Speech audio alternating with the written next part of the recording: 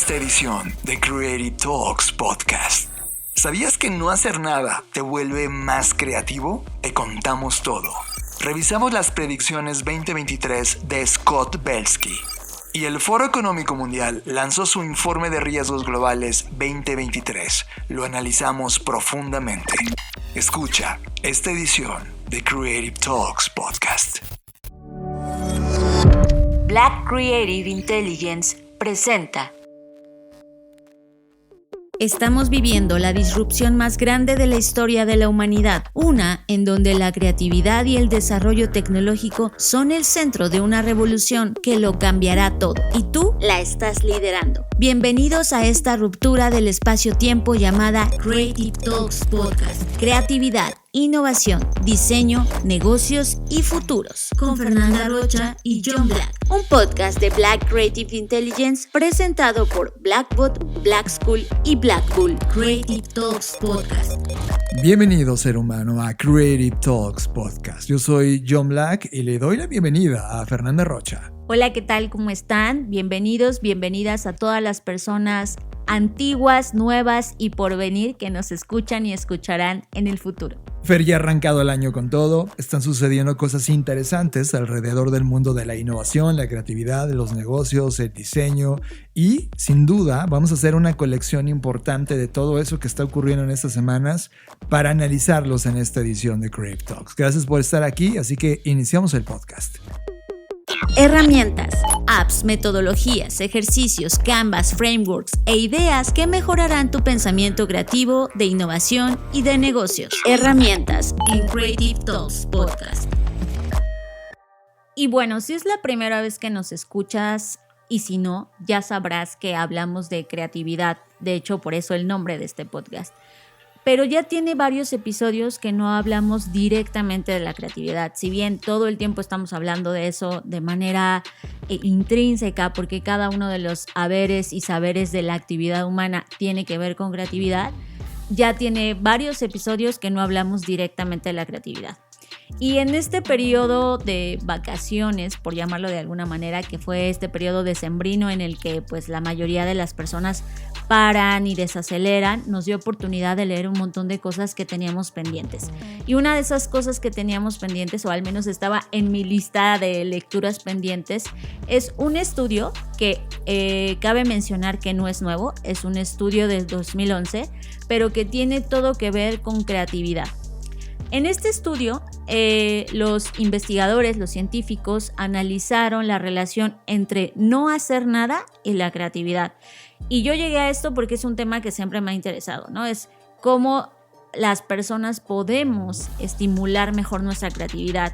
Y desde que leí el libro de Effortless, me di cuenta que el no hacer nada o darte permiso de simplemente no hacer nada, pues era una de las actividades, más cotizadas, en el sentido de que hoy la vida, el ritmo, el contexto, lo que está ocurriendo demanda que todo el tiempo estés haciendo algo, por lo cual darse un tiempo para no hacer nada es un lujo. Pero por otro lado, como ese nuevo lujo o ese tiempo que cada vez se está convirtiendo más en un lujo es un diferenciador entre que puedas ser más creativo o no.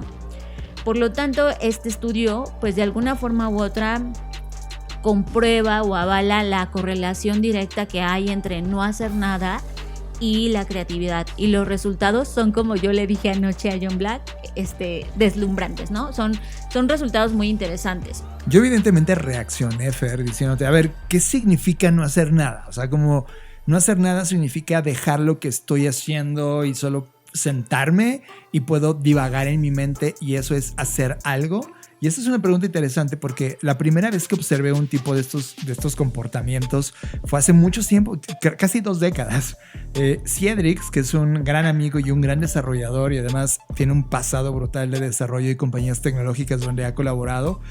Una vez que estábamos trabajando en una agencia juntos, tenía un problema enorme de desarrollo por resolver, Fer. Y de repente dijo, ok, ahora lo resuelvo. Y entonces todo lo estábamos observando porque el problema estaba pasando en la pantalla, era un problema de desarrollo. Y el tipo abre una pantalla en su computadora para jugar un videojuego. Y entonces en ese momento el CEO de la compañía, de esa agencia, decía, oye, pero tenemos que resolverlo. Y él dice, sí, estoy haciéndolo. Pero estás jugando, no estás haciendo nada, ¿no? Y él decía, no, espera, estoy haciéndolo. Eso fue choqueante para mí hace casi 2 décadas, ¿no? Porque es como, a ver, significa que Ciedrix está pensando, solo que su no hacer nada para él era desconectarse del problema por entero, mientras le metía otro procesamiento alternativo, que era un videojuego, para que en paralelo su mente, al estar en esa zona de tranquilidad, en ese valle de tranquilidad, pudiera correlacionar cosas que luego resolvió. 15 minutos después, se paró y resolvió el problema. Algo que había pasado casi por 4 días, que nadie había encontrado dónde estaba el bug, dónde estaba el error en la programación. Lo encontró en cuanto terminó el videojuego, se puso de nuevo en la computadora y en 5 minutos el bug estaba solucionado, algo que había tardado días. En ese momento me di cuenta que la forma en cómo encaras la creatividad o la resolución era mucho más diversa de lo que yo tenía en mente. Creo que está muy bueno que pongas este ejemplo porque ya hemos hablado en otro episodio que se llama la importancia del ocio, que ese es un poco más cercano a este ejemplo que cuentas. No lo calificaría dentro de este estudio porque aquí es una muy buena pregunta. ¿Qué tomaron los científicos como para decir qué es no hacer nada, ¿no? Y no hacer nada para ellos es básicamente cuando tu cerebro está en un estado de reposo. ¿Qué significa? Que el cerebro está en descanso despierto, libre de entradas, libre para deambular. Entonces, es como tú sentado en un lugar donde puedes pensar lo que quieras. O sea, no, obviamente no se puede decir que no piensas nada porque sabemos que eso no se puede, porque mientras estás despierto estás pensando cosas, pero es como tú dejas que tu cerebro divague en lo que sea, en cualquier idea que traiga en la mente, o sea, como simplemente estar. O sea, es... No hacer nada es como ponte tranquilo físicamente hablando. Ajá. En un lugar sin recibir ningún tipo de estímulos. O sea, exacto. No, estar sentado en tu celular viendo TikTok, no, eso no es. Es como tú, estar contigo, no haciendo nada físicamente, pero sí permitiéndote pensar y divagar. Ajá, pero no obligando a tu cerebro diciendo, ay, tienes que pensar en este tema, sino simplemente estando, o sea, simplemente sentarte y estar y dejar que todos los, digamos que, visualizaciones, ideas que vengan a tu mente, dejarlas fluir. O sea, me encanta, porque eso sí lo sé hacer, Fer. Entonces, bueno, el punto es que para los investigadores, que es importante decir cómo analizaron esto, fue con tomografías por emisión de positrones, así se llaman, y por sus siglas se conocen como PET. Entonces, bueno, mediante esa tecnología escanearon a estas personas y sus cerebros mientras no hacían nada. Y cuando no estás haciendo absolutamente nada, lo que ellos encontraron es que hay activaciones en múltiples regiones de la corteza de asociación. O sea, que lo que encontraron en este estudio es que mientras no hacen nada, muchas partes de tus cerebros se encienden y sobre todo las que asocian. O sea que no hacer nada le da un montón de chance al cerebro de hacer un montón de conexiones. A diferencia de lo que creerías decir, pues no hacer nada implica que no estás conectando. No, al contrario, no hacer nada implica que haces que tu cerebro logre hacer más conexiones. Déjame hacer una conexión que está haciendo mi cerebro ahora mismo de no hacer nada, porque solo te estoy viendo y escuchando. ¿Te acuerdas cuando hablábamos también de lo importante que era estar aburrido? Sí. Estar aburrido es como, ay, no estoy haciendo nada. Entonces, pero sí tu cabeza estaba pensando que necesitaba hacer algo y estaba pensando cosas. Por lo tanto, ocurrían estas correlaciones y el estar aburrido te llevaba de inmediato a un estado creativo.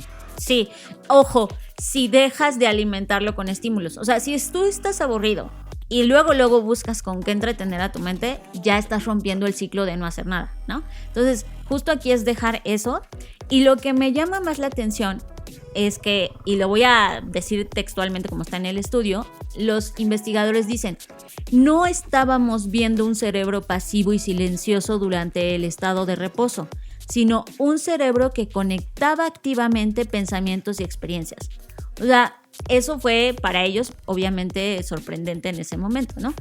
La conclusión podría ser, y yo la voy a parafrasear a mi manera como lo entendí, o sea, no les estoy dando la conclusión tal cual que está en el artículo, quien quiera lo vamos a dejar en nuestras redes sociales para que lo lean y bueno, pero al final lo que yo concluí con todo esto que observé es que no hacer nada promueve la creatividad. Y de hecho, lo que yo pienso ahora, estamos en fase de escribir un libro. Y a mí lo que me ha funcionado más, a mí en lo personal, es no pensar todo el tiempo en el libro. Porque si pienso todo el tiempo en que estoy escribiendo un libro, como que mi mente se bloquea, como que dice, bueno, y sobrepiensa las cosas. Y ese sobrepensamiento me lleva a no pensar nada al final del día. Los momentos que más he avanzado en escribir el libro han sido los momentos en los que hago otra cosa. De hecho, son momentos en los que me levanto y estoy hojeando otros libros que no tienen nada que ver con el libro, sino simplemente otras cosas. Y trato de no hacer nada. O sea, hojear los libros o a veces simplemente sentarme y estar así como que en modo reposo. Y en ese momento es cuando como que algo se enciende y entonces ahora sí que me dejo estar, regreso a mi lugar y anoto todas esas ideas que después trabajo. O sea, tú eres un sujeto de investigación. Yo si hubiera sido me sentí identificada, muy identificada. De hecho, no soy la única y digo, o sea, Neil Gaiman, Raymond Chandler, George Lucas, un montón de escritores han dicho, o sea, a lo largo de su carrera creativa, que tienen un hábito similar. O sea, estos nombres que acabo de mencionar, cuando se les ha entrevistado de, oye, ¿cómo es tu proceso creativo? Porque imagínense cuántas veces en su vida les han hecho esa pregunta. Pues, por ejemplo, algo que me llama mucho la atención, que dijo Neil Gaiman, que cuando él tiene que escribir, él dijo, no tienes que escribir. O sea, cuando tienes que escribir, no tienes que escribir. Y se refería a que entre más no hagas nada, mejor vas a poder escribir porque mejor vas a poder fluir en tus ideas. Bueno, al menos eso era lo que a él le funcionaba, ¿no? Claro. Entonces, yo me sentí identificada con eso porque dije, claro, o sea, cuando no haces nada, le das un montón de tiempo a tu cerebro como que desfogue un montón de cosas que trae y haga estas conexiones que ahora científicamente pues está comprobado. En mi caso yo no me siento identificado, pero entiendo la familiaridad. Por ejemplo, o sea, hoy lo voy a hacer, ¿eh? Hoy acabando el podcast, me voy a sentar sin hacer nada. Pero yo cuando me siento sin hacer nada, o sea, sí hago, porque pongo, por ejemplo, música. No, es que es justo... Acá es nada. Tú, en lo particular, y esto es... Aquí voy a ventanear nuestra relación, Jonas. Venga. Pero... Abogados, prepárense. Exacto. Pero es que no estás en silencio nunca. O sea, por ejemplo, no sé, estamos comiendo y John ya quiere prender la tele, quiere poner el iPad. Hasta para lavar los platos. Bueno, ahí lo entiendo porque dices, vale, es un tiempo muy, muy aburrido, muy de ¿qué hago? Pero este estudio es lo que propone y a mí me hace mucho bien no hacer nada. O sea, yo no puedo estar escuchando un podcast y trabajando, yo no sé cómo lo hacen. O sea, si tú estás escuchando este podcast y trabajando, no sé cómo lo haces, yo no puedo hacer eso. Eres más como yo. Si estás haciendo eso, eres más como yo. Yo sí necesito algo. O sea, pero la idea de esto es que si tú estimulas a tu cerebro, ya sea con música o con un ruido, lo que sea, no permites que fluya esta fase de no hacer nada. Pero el objetivo de este estudio, por lo que estoy leyendo, es que estuvieron estudiando las asociaciones mentales. ¿Y cuál es el momento en donde ocurren esas mejores asociaciones mentales? En mi caso, al hacer asociaciones mentales, Fer, o sea, imagínate que quito el audio. Ahorita lo voy a hacer. Quito el audio y me siento. Y estoy pensando y pensando. Y de repente encuentro algo que probablemente, sin haberlo buscado, encontré la respuesta del problema que yo quería hace horas resolver. Si yo no pongo en ese momento esa idea en una hoja de papel... eso sí lo puedes hacer. O sea, la idea de no hacer nada no es como que te quedes ahí en el limbo toda la vida, sino simplemente que hagas un espacio y que practiques, porque además es algo que sí se puede domesticar. O sea, claro. Lo que quiero decir es que si tú dices, ay no, yo cuando estoy sin hacer nada no se me ocurre nada, claro, porque a lo mejor es la primera vez que lo intentas de manera consciente. Claro. O sea, también es un tema de dejar que tu cerebro... Es como cuando sales a correr y digas, ay, yo no corrí 80 kilómetros, pues no, porque era la primera vez que corrías. Claro, ahora, contrario contra ti, porque tú, por ejemplo, puedes estar en estado vegetativo, tus ojos viendo hacia la nada, que a veces has estado, si te volteo a ver y digo, ¿estará viva? pero de repente en cuanto acaba ese estado vegetativo, de repente como el gato del meme que empieza a escribir y de repente más 5 cuartillas, cuando yo me tardo 4 horas en escribir las mismas cuartillas, ¿no? Es impresionante cómo la habilidad de cada uno puede abrazar esto. Estamos viendo un masterclass de David Lynch ahora mismo, donde justamente hablaba él de su proceso creativo, de donde provienen las ideas. Y él lo que hace es, oye, ¿tienes una idea? Escríbela, write it down, porque si no la escribes la puedes perder. En mi caso, no soy tan virtuoso como tú, que puedes tener 4,000 ideas ocurriendo simultáneamente en tu cabeza. No, pero creo que, no, yo no, o sea, definitivamente se me ocurren muchas ideas, pero la verdad es que el 1% de esas son buenas ideas y lo reconozco. O sea, creo que lo que tú tienes es que no es que tengas 80,000 ideas, a lo mejor tienes 5, pero las 5 son buenas. Y eso está bueno, o sea, creo que anotar las ideas sí es algo que a mí a lo largo de mi vida me ha fallado. Se me han ocurrido ideas impresionantes que no he anotado y luego las veo y digo, puta, eso ya se me había ocurrido, ¿no? Pero bueno, claro. El punto es que ahora estoy intentando generar ese hábito de anotar las ideas. Pero bueno, al final del día, y regresando al tema del estudio, que es la segunda parte que quiero conectar con esto, además de analizar esto, también los investigadores analizaron que el cerebro adopta por defecto la creatividad. O sea, como que la creatividad es una actividad por default del cerebro. O sea, no hay algo que tengas tú que hacer, digamos que de manera como, ay, activa estos botones y oprime esto o piensa esto. No, simplemente al no hacer nada, tu cerebro entra en modo creativo. O sea, es como una modalidad del cerebro. O sea, está impresionante porque cuando analizas el día a día productivo de las personas, por eso probablemente no somos creativos.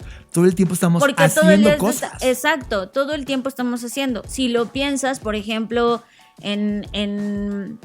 si analizamos la era de la Ilustración, el Renacimiento, quienes generaron eso, pues eran las personas que tenían el lujo, por eso empecé esta conversación diciendo, el lujo de no hacer nada, de darse ese tiempo para pensar. Obviamente con sus mecenas millonarios, pero dejando eso de lado, las ideas que se les ocurrían era porque tenían tiempo de observar. O sea, esta idea de lo que le pasó a Isaac Newton, por ejemplo, que sabemos que puede ser mitad verdad y mitad mentira, pero al final el que estaba sentado en un árbol, pues básicamente lo que te dice es que estaba sentado sin hacer nada. Yo, por ejemplo, Fer, y corrígeme porque tú estudiaste completamente este reporte, el no hacer nada lo asumo también como un estado de meditación, o sea, en donde las causas externas que te rodean, el contexto, no te afecta y solo estás contigo y tus pensamientos. Pero creo que la meditación ya es otro nivel más de desconexión. O sea, porque en la meditación, al final del día estás enfocado en no estar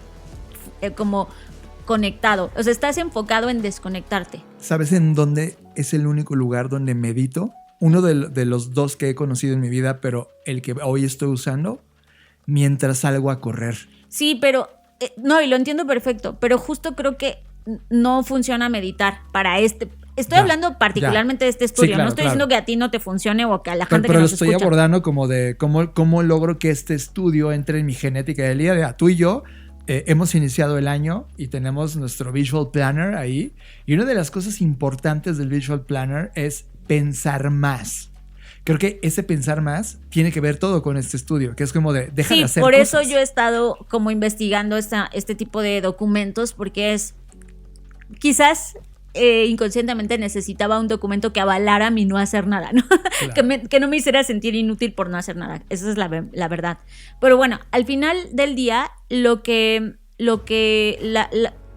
forma en la que llegaron a esta conclusión de que el cerebro adapta por default la creatividad es porque se dieron cuenta que cuando no hacemos nada, el cerebro se involucra en lo que los investigadores denominaron pensamiento silencioso episódico aleatorio, o REST por sus siglas en inglés, que en español sería descanso.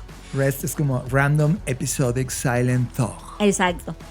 Y durante este periodo de descanso de REST, el cerebro utiliza sus partes más humanas y complejas. O sea, está muy cañón que el no hacer nada haga que tu cerebro active las partes más complejas. O sea, eso me pareció sorprendente.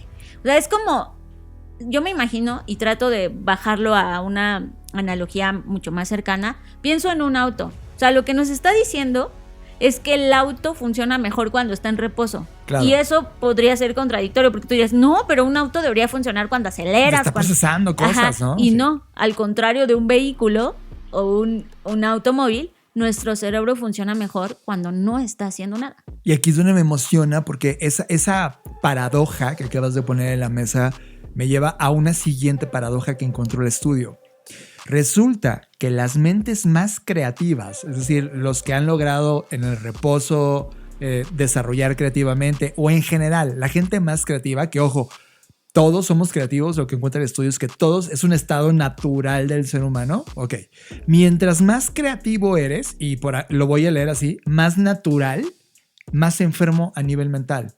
Lo cual me lleva a pensar que la ciencia no tiene la más mínima idea sobre qué es enfermo y sano en términos mentales. Porque se supone que mientras más creativo eres, más propenso a una enfermedad mental. Creo que la ciencia está definiendo mal las enfermedades mentales ocasionadas por ser creativo. Pero ¿de dónde sacas que entre más creativo eres, más propenso eres? Aquí ¿De está. esta parte del estudio? O sea, El ¿te estudio refieres a esta concluye parte? Ajá. y plantea preguntas interesantes, dice textual, sobre la relación entre la naturaleza del inconsciente y la predisposición de la creatividad como a la enfermedad mental. Es decir, Claro. la gente que más creativa es más propensa a enfermedades mentales. Más bien lo que yo entendí en ese párrafo es que la creatividad actúa como si fuera una enfermedad mental. Exacto. Porque se activa, o sea, como que no debería activarse por default y aún así lo hace como si tuvieras una falla en tu sistema, pero esa falla se llama creatividad. Y se entiende que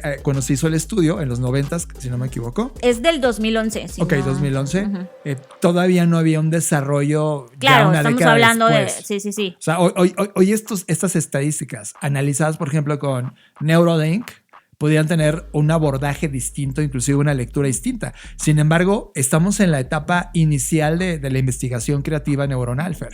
Sí, claro. Igual no con Neuralink, porque eso es un scam, pero sí con otra herramienta de BCI, que es las Brain Computer Interface, ¿no? Bueno, al final del día, esto me recuerda a una frase de un escritor que se llama Robert Pirsig. Y él decía esto que tiene que ver, y con esto voy a cerrar esta sección, y decía, si una planta solo recibe luz solar, es muy dañino. También necesita oscuridad. En la oscuridad es cuando convierte el oxígeno en dióxido de carbono. Nosotros también somos así. Necesitamos periodos de hacer y periodos de no hacer. Punto. Entonces... Wow, me deja pensando sobre, Fer, cuando dormimos, que es el periodo de no hacer natural, es cuando más creativos somos. Quizás, pero al final del día, de alguna forma, igual no estás tan consciente porque estás en un estado Trabajas profundo, a nivel ¿no? inconsciente, pero eso me lleva a una cosa que yo hacía todas las noches cuando eso iba a la sí me escuela. intriga. Cuando Iba a la escuela, y yo no soy un tipo sobresaliente, o sea, tenía calificaciones sobresalientes, pero es porque me esforzaba 200 veces más que el promedio de las personas, ¿no?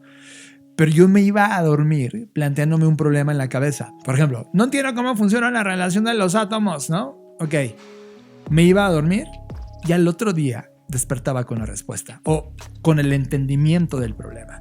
Y entonces comencé a hacerlo profesionalmente. O sea, ya también, o sea, por ejemplo, para hacer proyectos particulares, al otro día era presentación con el cliente y había pasado 3 o 4 días documentando, estudiando sin llegar a una conclusión. Y en esa noche decía, a ver, ya, llega a una conclusión y pensaba en el problema y al otro día en la mañana me despertaba con la idea terminada, es decir, con la solución. Y eso ha sido toda mi vida. Claro, pero creo que aquí a lo que se refiere, o sea, entiendo que dormir es el ciclo natural de estar en la oscuridad bajo este pensamiento, pero creo que aquí lo que se refiere es que lo hagamos despiertos. Y a mí esto me estremece porque, como lo dije al inicio, yo sé que hoy darte el lujo, que no debería ser un lujo, o sea, debería ser un derecho humano el no hacer nada, pero bueno, Claro. El que hoy te puedas dar el lujo de no hacer nada, pues implica que en ese periodo vas a dejar de hacer cosas que a lo mejor para ti son imprescindibles. Y yo lo que pondría en la mesa para hacer esto asequible a cualquier persona es, no necesitas estar un día sin hacer nada. O sea, puedes empezar con periodos de 5 minutos, de 10 minutos. El chiste es que dejes que tu cerebro esté simplemente siendo y estando. Que ese es el punto de este ejercicio o hacia dónde lo quiero llevar. O sea, yo creo que si estamos en una industria que demanda de nuestro cerebro, o sea, la industria creativa, a diferencia, no sé, de ser vendedor de canvaseo, que su esfuerzo es más físico, ¿no? No estoy diciendo que no se esfuercen mentalmente, pero su esfuerzo es físico, estar en la calle vendiendo y diciendo la misma cosa todo el tiempo. O sea, a diferencia de eso, alguien que se dedica a algo que tenga que generar ideas, pues pensemos que esta es nuestra herramienta de trabajo, ¿no? Y que es un tema del que ya venimos hablando sobre creativos de alto rendimiento. O sea, ser un creativo de alto rendimiento, entonces, bajo esta premisa de este estudio, significaría que te des el tiempo de no hacer. De esa manera no quemas tu máquina, porque al final del día el tema de, ok, no lo hagas. Imagínate que no dijimos nada de tu estudio, tú sigue tu vida y sigue llevando al límite tu mente. Pues al final del día eso debería tener consecuencias negativas, ¿no? O sea, creo que también gran parte de lo que se ha investigado de las enfermedades mentales neurodegenerativas es este tema, aunque todavía no hay una explicación fehaciente que digan, es por esto, pues sí tienen que ver índices de estrés, o sea, sí hay como ciertos estímulos de la vida, digamos que moderna, que han incrementado que este tipo de enfermedades pues las padezcamos y cada vez a más temprana edad. Entonces, creo que esto para mí es un consejo, ¿no? Este archivo es para mí un consejo, pero también un modo de prevención de decir, oye, no puedes todo el tiempo estar pensando, necesitas también darte tiempo de no pensar y de no hacer nada, y paradójicamente puede que ahí se te ocurran las mejores ideas. Sí, que en mi caso lo voy a probar. Y ¿sabes cómo lo veo? Como un estado de mindfulness con tu ser. Sí, simplemente estando, simplemente sin ningún objetivo. O sea, creo que la idea de no hacer nada es difícil. O sea, eso también es otro tema. No sabemos estar sin no hacer nada. O sea, es cómo se está sin no hacer nada. Básicamente lo que acá recomienda es simplemente estando. O sea, no pienses, voy a estar tranquilo, porque el pensar voy a estar tranquilo ya es pensar algo. Y la idea es que aquí no te focalices en algo en particular. Simplemente dejes que lleguen a tu mente todos los pensamientos y ya está. Ok, hagamos este ejercicio a todos los que están escuchando este podcast. No ahora, porque si no los vamos a perder, pero cuando acaben este podcast, pónganse 15 minutos, así, sin hacer nada. Y luego veamos qué pasa, ¿no? Sí, sería interesante. Y que nos cuenten. Sería bueno que nos digan en las redes sociales qué les pasó, qué hicieron, cómo se sintieron, cuando regresaron a la pantalla o a la cosa que estaban haciendo, fluyó mejor. Yo lo voy a intentar, voy a verlo, porque eso también me da un nuevo panorama de ejercicios dentro de la Blackboard Creative Planner, porque hay días de descanso dentro de la planeación, pero no hay estos shots, estos momentos donde solo estás, y eso es interesante, ¿no? Estás escuchando Creative Talks Podcast con Fernanda Rocha y John Black. Radar. Activamos el radar de tendencias de Black Creative Intelligence y te traemos la tendencia que más llamó nuestra atención. Radar en Creative Talks Podcast. Fer, tú sabes que yo soy fan de Scott Belsky. Todos los que ya me conocen ven que siempre estoy tratando de leerlo y tratando de entender en qué está Scott Belsky. Para los que la primera vez que lo escuchan, él fundó Behance, que luego Adobe lo compra como compañía, y actualmente Scott es uno de los cerebros creativos de los más importantes dentro de Adobe y actualmente director de productos de Adobe. Entonces todo lo que está pasando al interior de Adobe es prácticamente mente y obra de Scott Belsky en este momento, que equivale como el mini Steve Jobs dentro de esa compañía. Y anualmente se sienta él a escribir. Generalmente lo publica en Medium, tiene como un blog personal en Medium donde pone lo que aprendió del año y lo que él está esperando que ocurra en el año que va a correr, en este caso el 2023. Esta vez no lo escribió en Medium, pero sí lo publicaron en Business Insider, su carta, en donde pone 9 predicciones. No voy a hacer un repaso a las 9, Fer, sino a las que me parecen más lógicas. Y vamos a repasarlas y a reaccionar ante ellas con lo que sabemos. Dentro de esas 9, voy a empezar de una por una. La primera cosa que pone en la mesa es que los navegadores de Internet, es decir, Chrome, Safari, todo lo que hoy conoces como navegador de Internet, van a cambiar y se van a convertir de generales, es decir, tú abres hoy el navegador y puedes hacer una búsqueda de un artículo, de una red social, de un meme, de un video, algo general, y ya luego vas buscando a nivel particular. Y él lo que dice es que viene a una fase donde va a haber navegadores especializados. O sea, imagínate lo que tú me dijiste, Fer.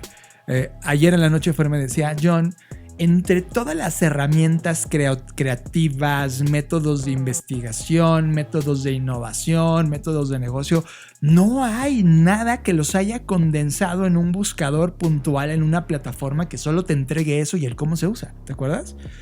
Esa cosa que tú me platicaste ayer en la noche es justamente esto que está viendo Scott. Es como, mira, ya no va a estar en Google. De hecho, la indexación en Google se va a convertir en un serio problema. Ya hablaremos de eso un poquito más.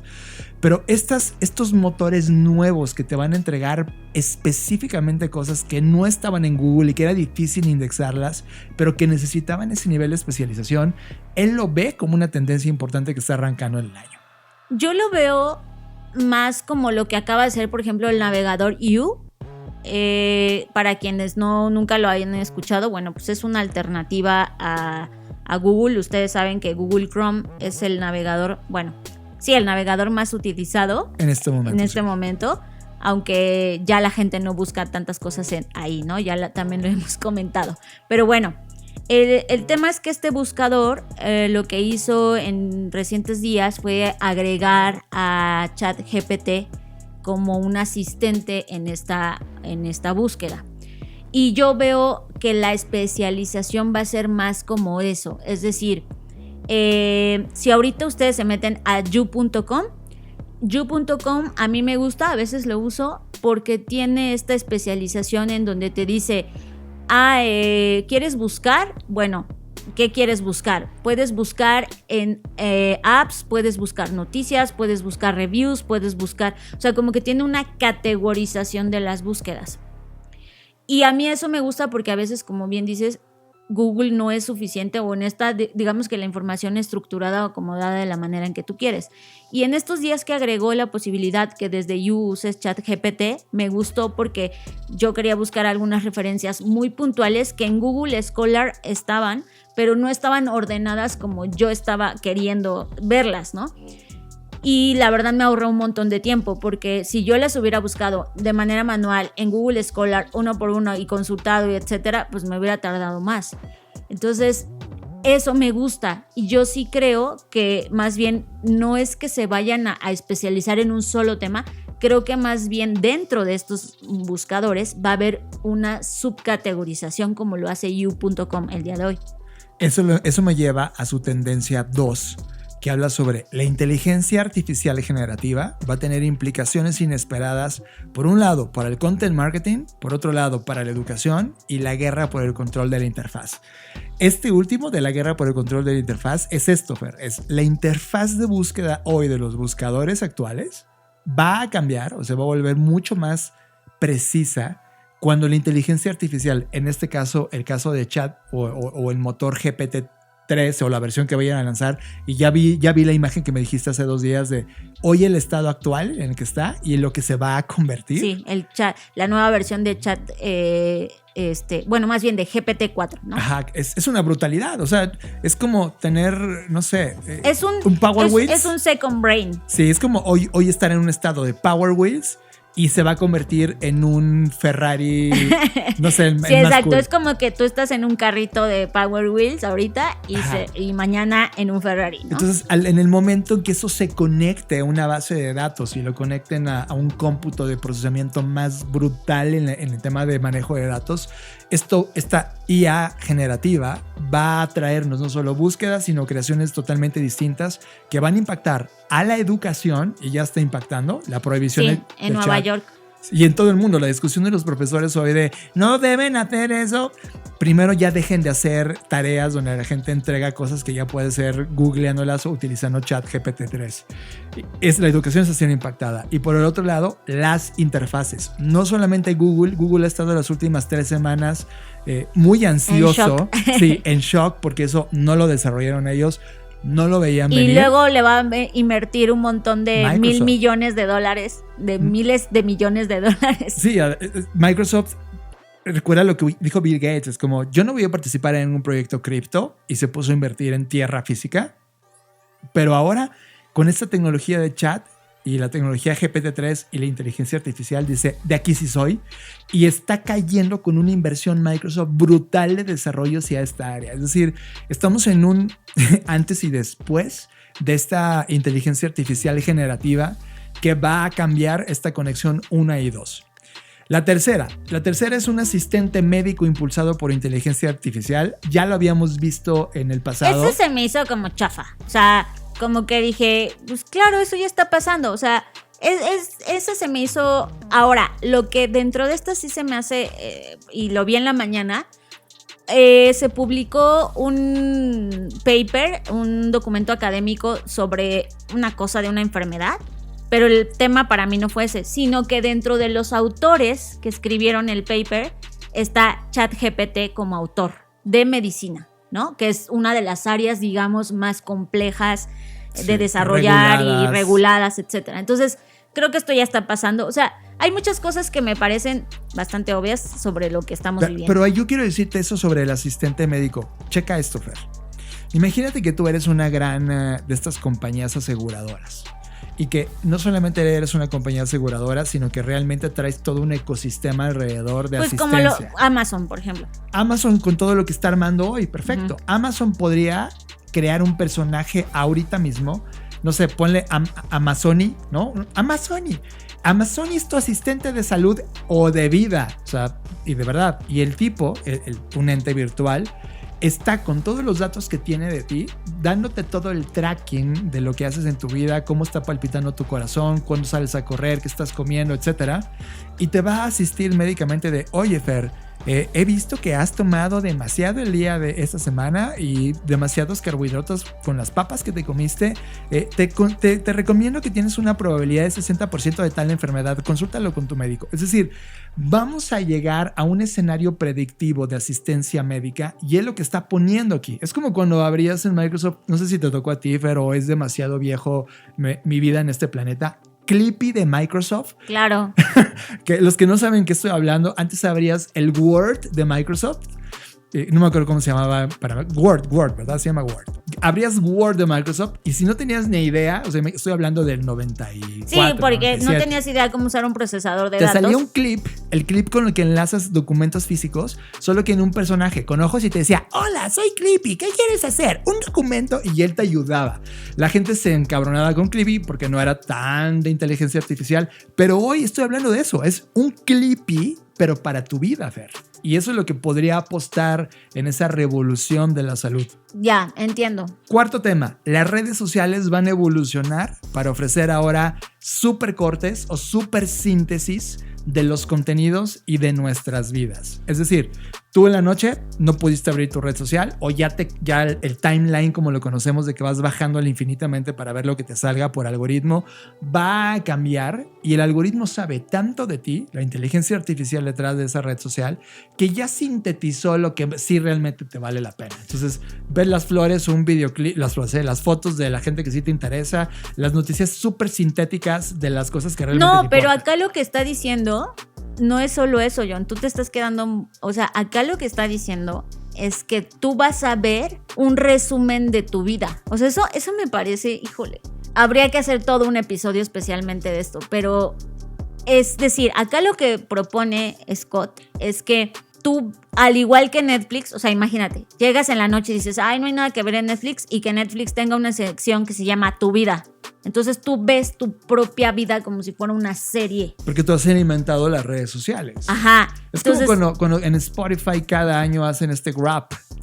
Es algo así, pero pero con contenido audiovisual. O sea, es como, Exacto. ay, no tengo nada que ver. Voy a ver lo que hice hoy en el día. Güey, o sea, neta, estamos en ese momento narcisista, o sea, donde se me hace demasiado, ay, no sé. No quiero ese mundo. Pero la gente sí es, o sea, tú te das cuenta que cuando estábamos en todo el tema de pandemia y estábamos todos conectados. Sí, la gente ve sus propios así TikToks mismo, una y otra vez. Y todo el tiempo te estás posándote a ti, ¿no? Y lo viste con los niños. Los niños se grababan en sus TikToks, en los viajes que estuvimos haciendo en los aeropuertos, y los niños se ven y se ven y se ven y se ven. O sea, sí hay un tema del egocentrismo en términos culturales que sí ha sido alimentado y despertado y totalmente powered by las redes sociales. Y Sí. eso está pasándonos. Mira, yo creo que aquí vamos a parar porque si no, no nos va a dar tiempo de los siguientes temas. Pero Quiero poner solo uno en la mesa porque me parece relevante. Solo Ok. uno. El tema de los creadores de contenido. Sabemos que viene un tema de creator economy y los creadores de contenido ahora están siendo absorbidos y casi firmados como si fueran exclusivos, como funcionaban las televisoras y las compañías de música, que es como, oye, tú eres mío y no de nadie más. Pues ahora está ocurriendo lo contrario. Es como, sí, claro, solo va a haber cierto grupo de personas que puedas escucharlo en Spotify, otros en YouTube y otros en TikTok. Pero va a haber una rebelión de los creadores de contenido. Es de, no. Yo soy el creador de contenido, uso tus redes y esa economía de creador va a ser multiplataforma. Es decir, no va a haber condicionales solo de una persona para una plataforma y Scott lo ve claramente y él está parado en el software que le va a permitir que eso sea posible. sí, y además se refiere a que los creadores van a tener sus propias plataformas y esas plataformas van a ser más importantes que los propios medios, ¿no? O sea, hoy lo vemos con Ibai, que ha sido todo un hito de ya tiene su propio canal, él ya puede, digamos que, decidir con quién patrocinador trabajar o con quién no. O Shakira lo que acaba de hacer ahora, o sea... Con Bizarrap, ¿no? Que es como Bizarrap, un creador de contenido nacido en plataformas en donde la disquera si se hubiera puesto así como, no, solo puedes hacer conmigo y mis productores asociados y no puedes hacer nada con ellos. Pues ya lo hizo, o sea, a eso se refiere. Va a haber una apertura de no importando la plataforma en la que estés, eres multiplataforma y lo que importa es el creador. Muy bien, pues con esto acabamos. Ya quien quiera ver el resto de predicciones que tiene Scott Belsky, pues lo vamos a compartir también en nuestras redes sociales, el link para que sigan consultando estas 9 predicciones. Tema de la semana. Este es el tema que nos robó totalmente la atención. Tema de la semana en Creative Talks Podcast. Bueno, pues llegamos al momento culminante. No porque los otros temas no lo fueran, pero creo que este es un tema primordial y es un informe que cada año hace el Foro Económico Mundial sobre los riesgos que nos esperan. Y el informe de este año habla en 3 niveles. ¿A qué me refiero?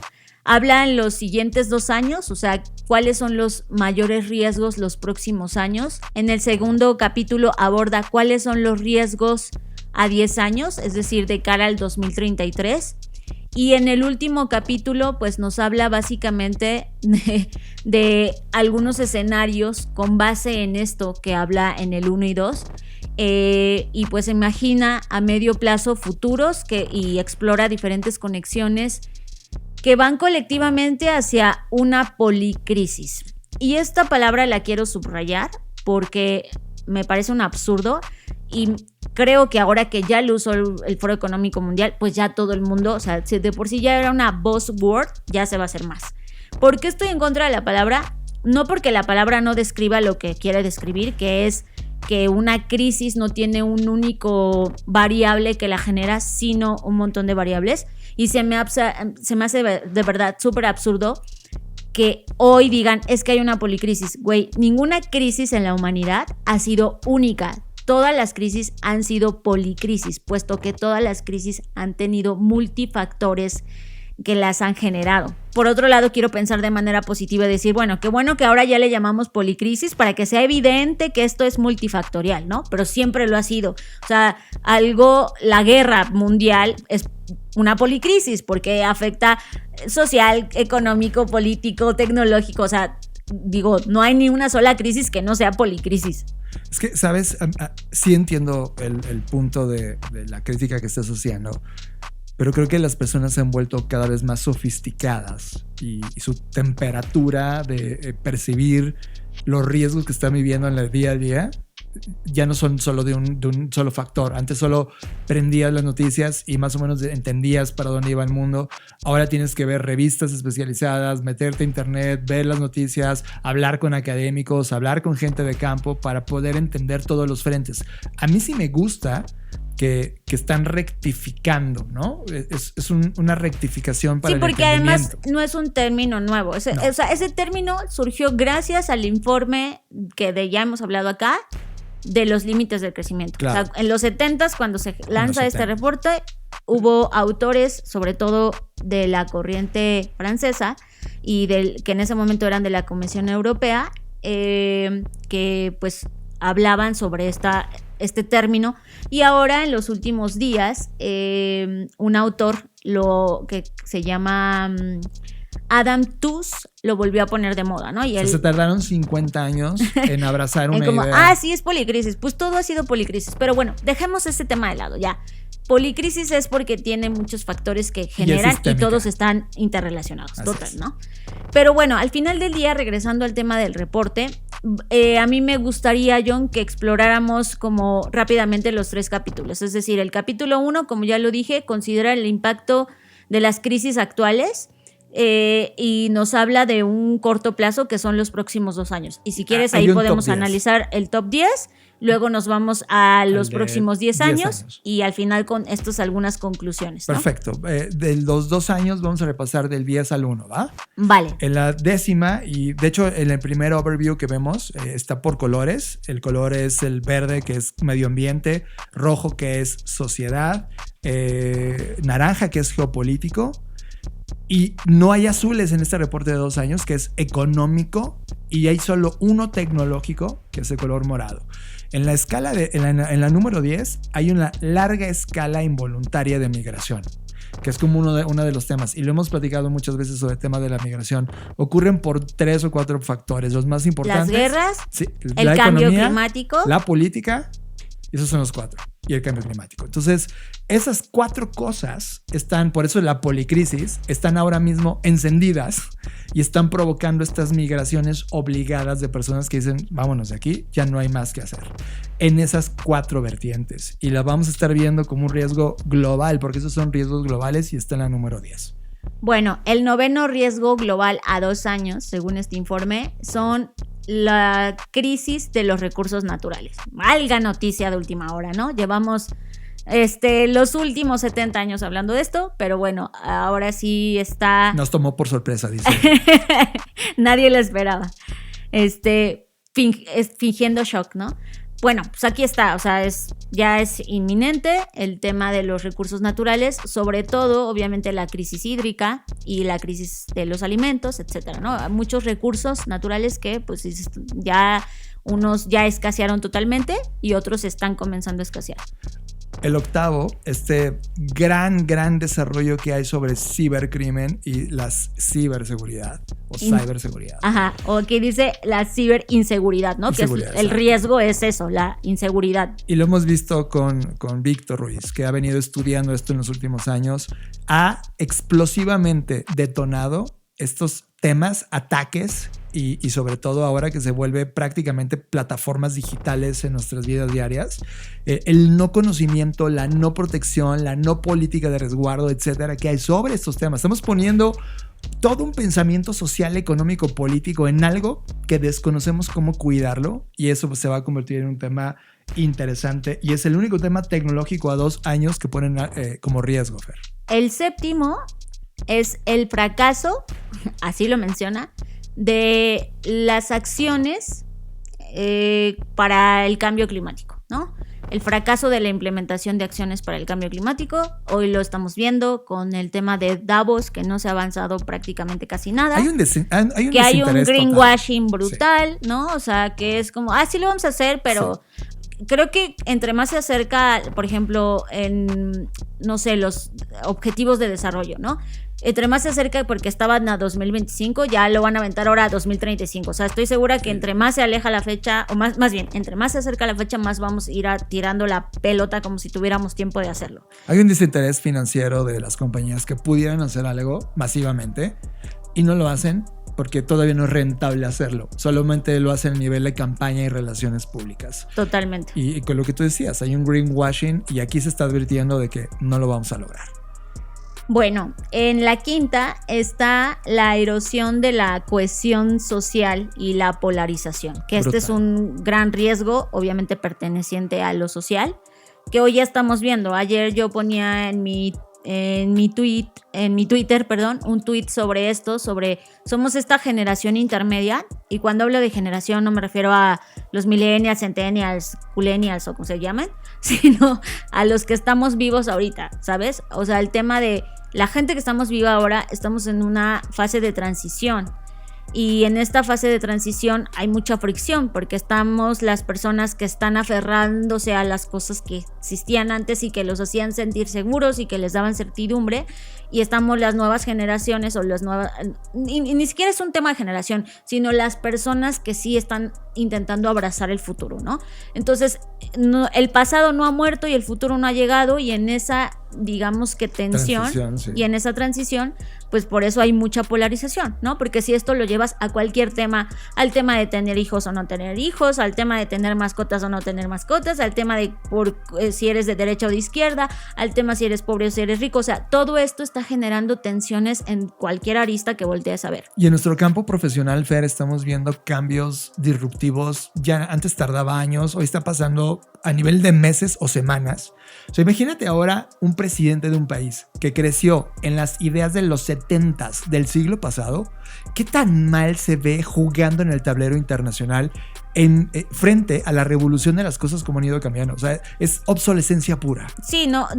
O sea, me parece increíble que, hablando de este tema político, o sea, no conozco a ningún presidente, ministro que esté hoy como dominando ambas aristas, ¿no? Yo no estoy diciendo tampoco que se el deseche el pasado totalmente, pero también muy pocos están hablando, o casi nadie, sobre esto que estaba ocurriendo, ¿no? Al contrario, lo primero que siempre ha pasado es censúrenlo, clausúrenlo, ciérrenlo, sí. ¿No? Y eso nos lleva a un escenario económico, político y social muy parecido, y lo hemos platicado tú y yo, al nacimiento de líderes indeseables en la historia de la humanidad. Es decir, los Hitlers están ahora mismo en un escenario fértil para poder propagar sus ideas polarizantes y obtener un eco importantísimo en términos masivos. O sea, tampoco es como que masivamente estemos educados en esa transición. También nos hemos abandonado a las ideas viejas que conocíamos, y viene este choque. Hay un choque social y lo ponen como un tema importante en la posición número 5. En el cuarto, nuevamente, y digo nuevamente porque no es lo mismo, pero tiene que ver con lo ambiental, está el fracaso en la mitigación del cambio climático. O sea, otra vez habla de fracaso, ¿no? Sí, el otro era adaptación. Sí. O sea, no nos adaptamos, y el otro es no hicimos nada y no peleamos contra el cambio climático, y entonces hay un fracaso de eso. La única forma en la que vamos a pelear es cuando ya no haya cuando ya mañana. No haya, o sea, cuando tengamos ya el agua. Uy, se acabó el agua, ahora sí vamos a pelear por agua. Y la gente que está planeando esos escenarios, porque las personas las que están diseñando el mundo tienen acceso a estos datos, saben a dónde va, saben cuál es la jugada, están haciendo sus cálculos de cuánta agua nos queda, cómo vamos a vivir y capitalizar ese momento de crisis. Y esto lo pone como una alerta interesante. Después, en el número 3, tenemos la confrontación geoeconómica. Simplemente lo estamos viendo con esta guerra entre Rusia y Ucrania, y ahora con el Mundial de Fútbol. O sea, ya empezamos a tener muy claro dónde están los frentes, quién está con China, qué está pasando con Estados Unidos, la Unión Europea. Ya vemos los frentes, y claramente ya no hay una unidad. Claramente todo el mundo, ante la crisis que se viene, va a buscar su bien. Es una forma muy sutil de decir guerra mundial, ¿no? Sí, aunque fíjate que el presidente de Ucrania acaba de justamente hace 2 días decir que se cancela la guerra mundial, ¿no? Sin embargo, es claro, para ti. Probablemente tú la provoques, ¿sabes? Hay un jugador ahí interesante que está jugando la historia. Nosotros vemos ahora mismo un ambiente mucho más propenso a que estalle una guerra que nunca antes. Y claramente esta división geopolítica y geoeconómica en términos confrontativos es la tercera advertencia de Warren a 2 años, Fer. Eso está a la vuelta de la esquina. El número 2 es desastres naturales y eventos climáticos extremos.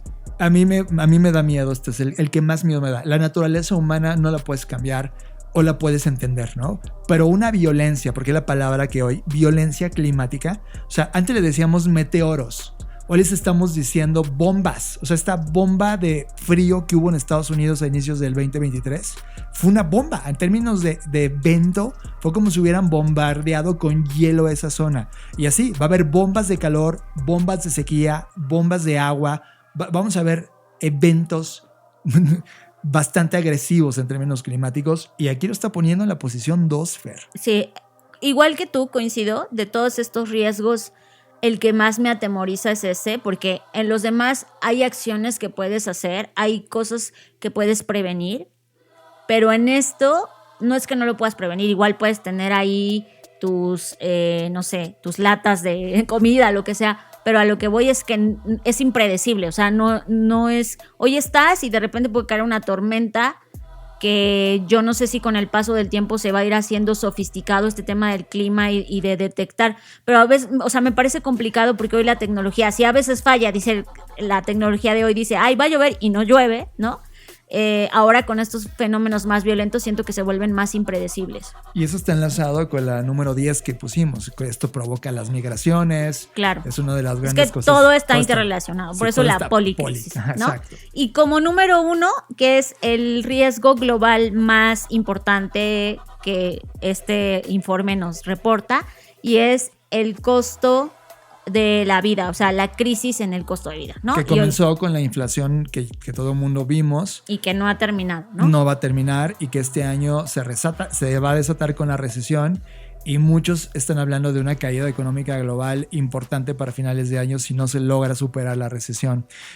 Una tercera parte del mundo va a entrar en recesión, ya está anunciado, el Foro Económico Mundial lo tiene clarísimo, lo salió a decir ellos mismos hace una semana, es decir, el tema recesión no es un tema para espantarse, pero es un tema para tomarse cargo. Y creo que eso, antes de pasar a la siguiente de los 10 años, Fer, quiero poner eso en la mesa. Decidimos tú y yo no hablar de malas noticias en este podcast, pero estas tendencias no es hablar de malas noticias, es hablar de lo que hay, de lo que está pasando. Hechos. Son hechos. Es como, choqué, sí, chocaste. Claro, y eso es algo que yo ponía hoy en mi LinkedIn, que es, si vamos a hablar de creatividad, si vamos a hablar de innovación, tenemos que estar al tanto de los riesgos globales que existen. Y aquí solo 2 posturas, 2 muy claras. Administrar lo que queda, que es lo que está pasando con el mundo de los grandes políticos y empresarios, es, mira, yo ya me voy a morir, en 20 años voy a estar viejo, probablemente ya no estoy en el planeta, voy a administrar lo que queda y bye las siguientes generaciones. Lo cual me parece un acto de total pobreza. O la segunda, atreverse a diseñar lo que sigue y ceder esa estafeta. Creo que ahí es donde tú y yo estamos parados, Fer, porque es cómo el escenario que tenemos y que nos tocó vivir, vamos a tener que resolverlo y ceder la estafeta para los siguientes humanos tengan otra posibilidad, ya sea de cambiarlo o de haber disfrutado lo que cambiamos. Y son las únicas 2. Si tú estás escuchando este podcast es porque probablemente eres del segundo, eres de los que están diseñando, creando, pensando, y tener estas tendencias claras de lo que está pasando hoy es parte del alimento de ese cambio. Ahora, vamos a hablar del segundo listado. Yo creo que ya nos podemos ir un poquito más rápido porque algunos de ellos se van a repetir. A 10 años. Entonces, este es un panorama hacia 2032. 33, perdón. Sigo con 2022. No, este es un panorama a 10 años. Y vamos a ir del 10 al 1 otra vez. El 10 es una larga escala de daños o incidentes debido al tema del ambiente. Sí, ¿no? Aquí vamos a ver ya territorios perdidos. Por ejemplo, aquí en México y en América Latina hay lugares que ya están bajo el agua y las poblaciones se están moviendo. En el mundo ya hay ciudades que se están mudando de territorio, ¿no? Ya. Exacto. O sea, imagínate perder Ámsterdam. O sea, que sale la noticia de 2033 y que Ámsterdam ya es una ciudad bajo el agua. debido a esto, ¿no? Este tipo de noticias que ya no son una pequeña población de 200 personas que se dedican a las pescas, quedaron bajo agua. No, ahora vamos a ver incidentes enormes de ciudades que visitábamos ya totalmente arrasadas por el statu quo natural. El 9, de nueva cuenta, nos pone ahí la confrontación geoeconómica, que pues significa que entonces esto se va a alargar bastante. Sí, pasó de la número 3 a 2 años, a la novena a 10 años. Pero sigue estando en el top 10, ¿no? en ese tema es como es un conflicto de una década. Y yo creo que a 10 años, lo que yo puedo observar después de las señales y las tendencias que revisamos todo constantemente, acá se va a tratar de territorios en el sentido de, por ejemplo, imaginemos que un país se queda sin recursos por el cambio climático, pero ese país tiene el potencial económico de decir, ¿sabes qué? En el otro país vecino sí están generando un montón de frutas todavía porque su clima lo permite, vamos a comprarles todo y no importa que ellos no tengan abasto para consumo interno, ¿no? Y ahí vamos a empezar a ver esta lucha de territorios donde pues un poco ya sabemos de qué trata, ¿no? Siempre el más pobre o el país en vías de desarrollo pues tiene que ceder ante las presiones del más fuerte. Entonces ese es un riesgo en número 9.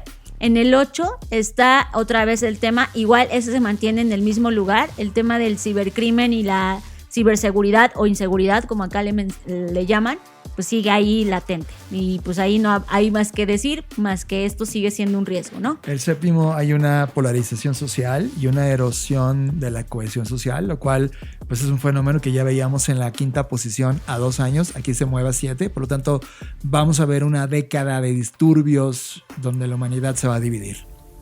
Luego en el 6, que se mueve de posición del 9 al 6, que es la crisis de los recursos naturales. Y luego el 5, que aquí ya supera el tema de los recursos, que tiene todo sentido, y es que esta movilización involuntaria de migración o forzada, por llamarle de otra forma, pues ya no es la 10, ahora es un riesgo categoría o en un número 5, ¿no? Sí, se duplicó lo grave que es y lo importante que es, se fue a la 5. Y aquí es importante mencionar que el 4, el 3, el 2 y el 1 todos pertenecen al tema del medio ambiente. El 4 es la pérdida de la biodiversidad y el colapso de los ecosistemas. Lo cual, esta línea, Fer, a mí ya me lleva... Este es el inicio del fin. Básicamente el fin de la sociedad como la conocemos hoy. Hoy sí le tomamos una foto a este momento social.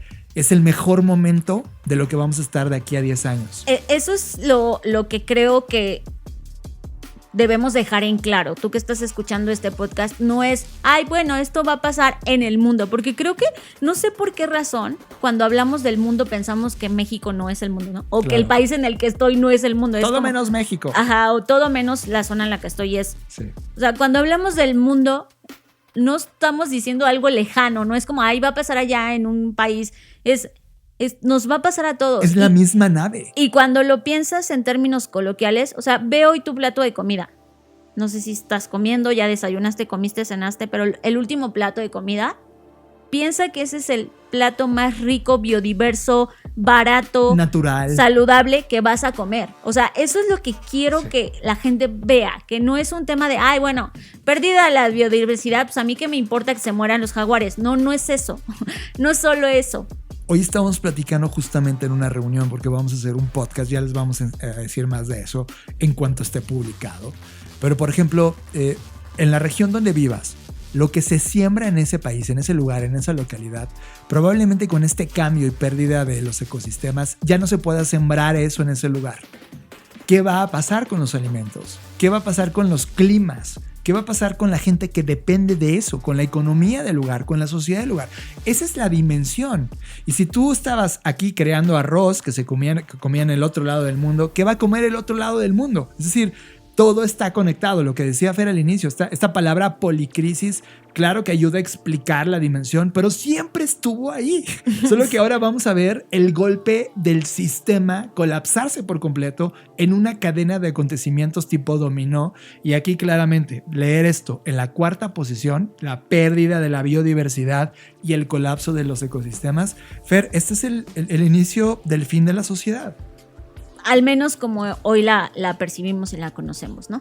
Y luego ya vienen las tres que yo las diría en un solo, o sea, los desastres naturales extremos, los eventos extremos y agresivos del clima y el fracaso de la adaptación al cambio climático y del cambio, ¿no? O sea, en 10 años esto lo ven como los 10 riesgos más grandes y evidentes de acuerdo a este análisis.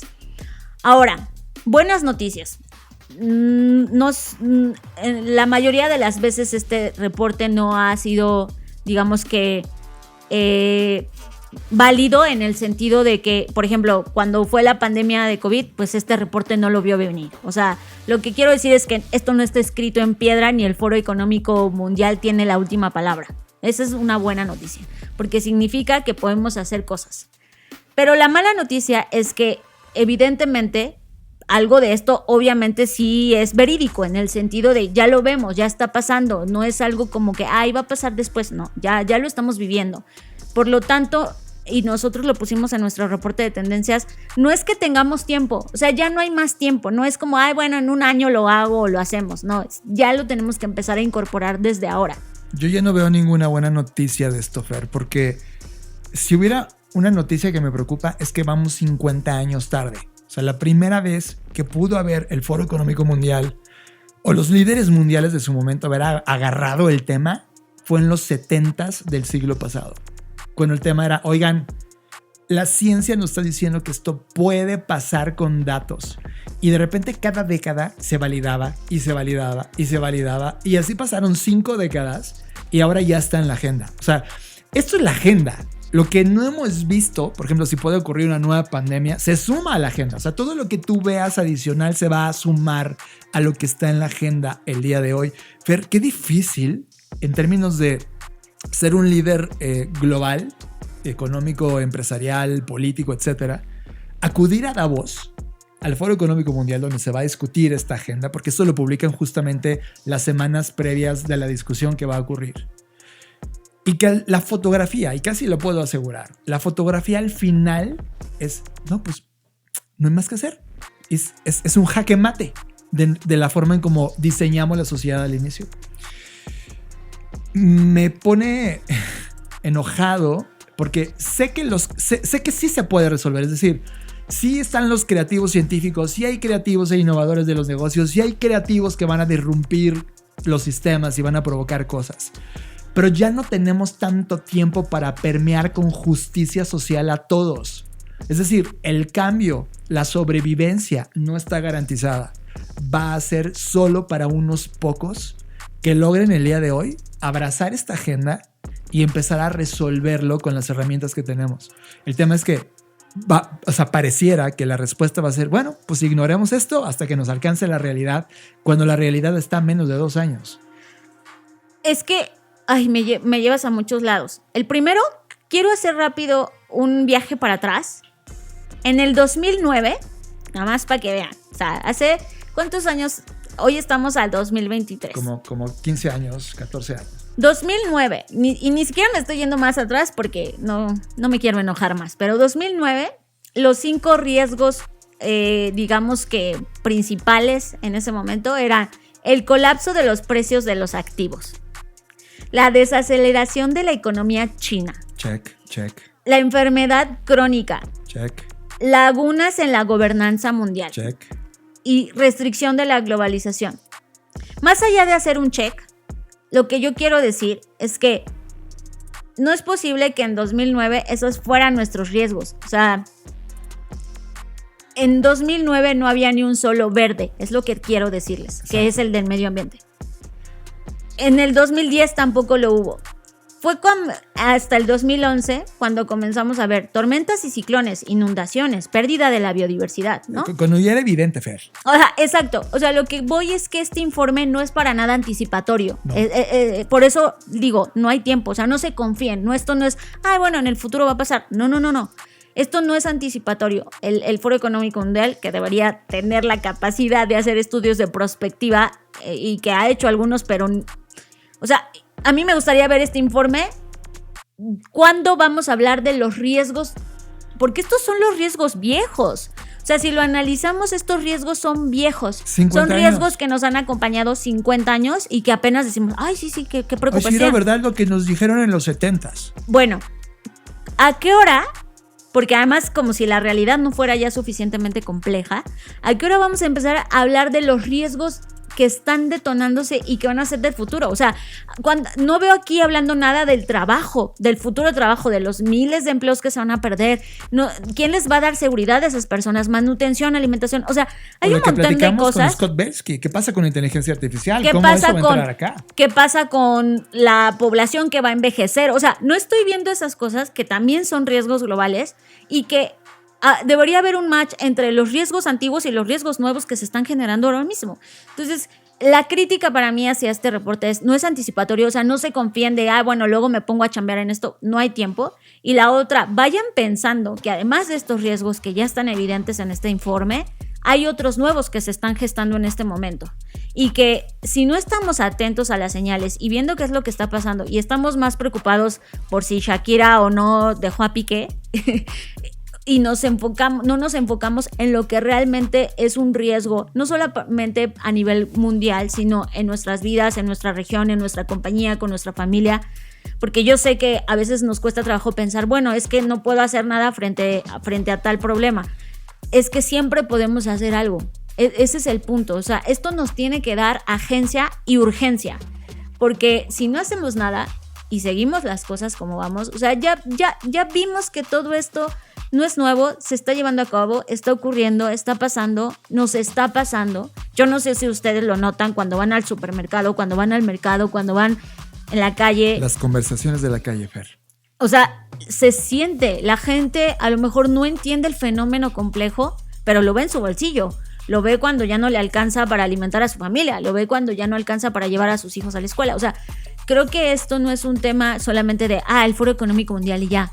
Es un tema que nos está afectando a todos y es nuestra responsabilidad porque estamos vivos en esta época, simplemente por eso y así nos tocó y quizás sea injusto o no, pero bueno, estamos aquí y esto es algo que tenemos que incorporar, sobre todo si estamos emprendiendo, tenemos que incorporar a nuestras vidas, o sea, no podemos hacer de cuenta que esto no está pasando. Por eso decía que hay dos posturas, el administrar lo que queda, lo cual nos parece pobreza total, o diseñar lo que sigue, lo cual nos parece la oportunidad de estos tiempos.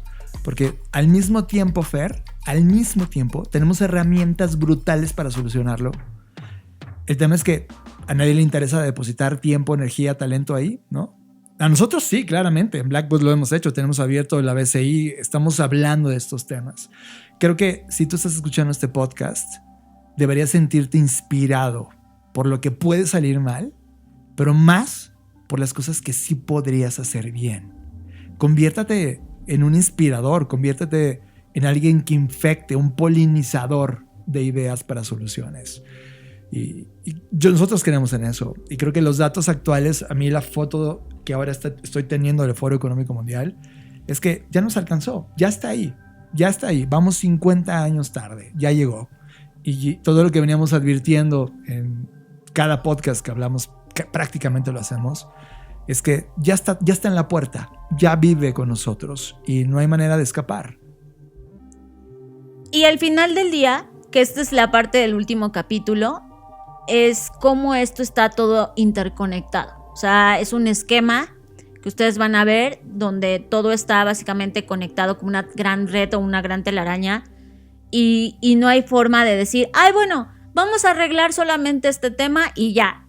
No, o sea, al tener acción, tenemos que tener acción en esas múltiples aristas, que eso es lo que lo vuelve, por supuesto, más complejo. En ese esquema, Fer, ve los círculos, porque mientras más grande el círculo, quiere decir que es más importante y mayor impacto. Hay 3 círculos enormes ahí. El colapso del Estado es uno de ellos, lo cual estoy de acuerdo, está pasándonos. 2, la erosión y la cohesión social, lo cual ya platicamos. Y la 3, el colapso sistémico de todas las cadenas de distribución.